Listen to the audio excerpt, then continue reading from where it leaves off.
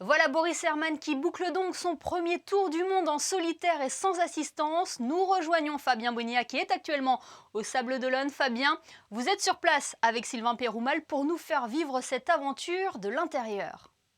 Bonsoir Émilie, bonsoir à tous. Vous apercevez Charlie Dalin derrière moi. C'est le navigateur qui a franchi la ligne d'arrivée en premier. Je vous propose de revenir étape par étape sur cette longue nuit pleine de suspense et de rebondissements.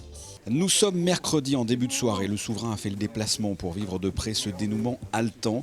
L'heure est à la fête. Le skipper aux couleurs monégasques est assuré de monter sur le podium et peut-être même de remporter ce Vendée Globe. Il a, on le rappelle, un bonus de 6 heures puisqu'il s'est détourné fin novembre à la recherche d'un naufragé.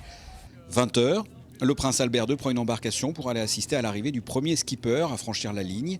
Après 80 jours et 6 heures de tour du monde en solitaire et sans escale, Charlie Dalin arrivera à 20h35 et 47 secondes précisément. Il ne sait pas encore s'il a gagné ce Vendée Globe ou pas à cause des compensations de temps. Peu importe, il est heureux.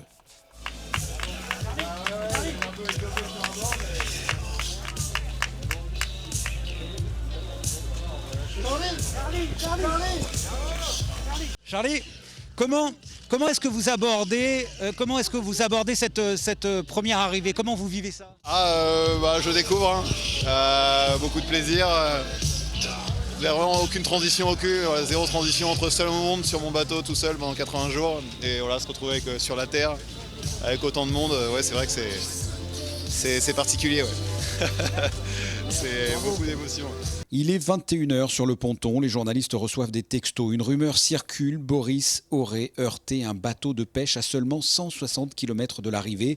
Les organisateurs le confirment quelques minutes plus tard. Le bateau est endommagé, mais Boris est indemne. En revanche, il navigue à seulement 7 nœuds. La victoire et même le podium s'éloignent de minute en minute. Un coup de massue s'est abattu sur le Sea Explorer Yacht Club de Monaco. Boris Herman a tenu la barre pendant plus de 11 semaines sans encombre. Il avait parcouru plus de 99% du voyage avant de croiser la route d'un chalutier.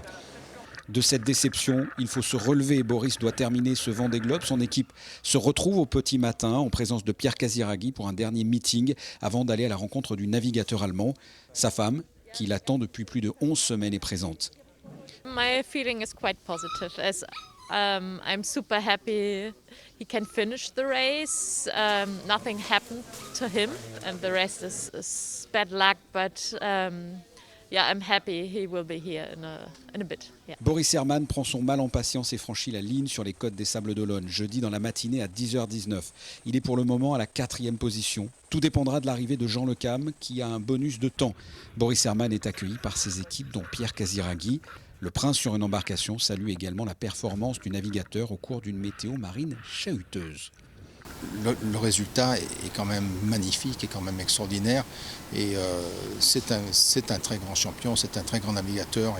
Et on est très heureux de sa participation. Mais on le voit, il faut être concentré jusqu'au bout, il faut pouvoir prendre beaucoup de choses en compte, mais il faut avoir aussi un peu de chance. Et malheureusement, la chance n'était pas tout à fait de notre côté, mais ça reste quand même une participation formidable et ça reste vraiment c'est des souvenirs extraordinaires. Après la ligne d'arrivée en mer, Boris retrouve les siens. Sur le ponton, au passage de la zone des interviews, il se remémore son retour à la civilisation.